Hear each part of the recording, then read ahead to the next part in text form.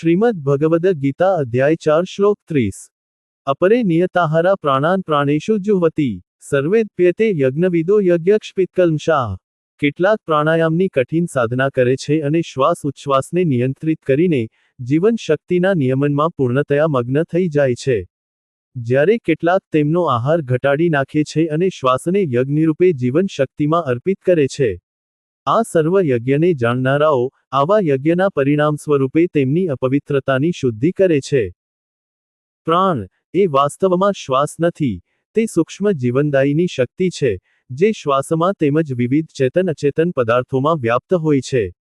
વૈદિક શાસ્ત્રોમાં 5 પ્રકારના પ્રાણોનું વર્ણન છે: પ્રાણ, અપાન, વ્યાન, સમાન, ઉદાન, જે વિવિધ ભૌતિક શરીરની ક્રિયાઓનું નિયમન કરવામાં સહાય કરે છે। આમાંથી સમાન એ શરીરમાં પાચનક્રિયાનું ઉત્તરદાયિત્વ નિભાવે છે। કેટલાક લોકો ઉપવાસ કરવામાં પણ રુચિ ધરાવતા હોય છે। આહારના ચારિત્ર્ય અને વ્યવહાર પર પડતા પ્રભાવથી જ્ઞાત હોવાના કારણે તેઓ તેમનો આહાર ઘટાડી દે છે।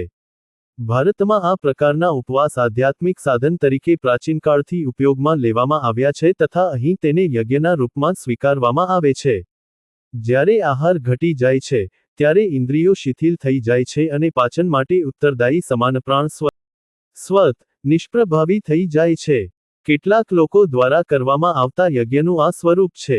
લોકો આ વિવિધ પ્રકારની તપસ્યાઓ શુદ્ધિકરણના આશયથી કરે છે। મન તથા ઇન્દ્રિયોની તુષ્ટિકરણ માટેની કામનાઓ અંતઃકરણને અશુદ્ધ કરે છે।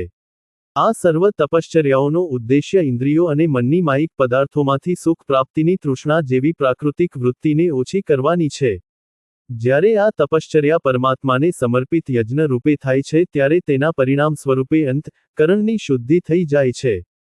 અગાઉ ઉલ્લેખ કર્યા મુજબ અંતઃકરણ શબ્દનો ઉપયોગ મન તથા બુદ્ધિના આંતરિક તંત્ર માટે થાય છે।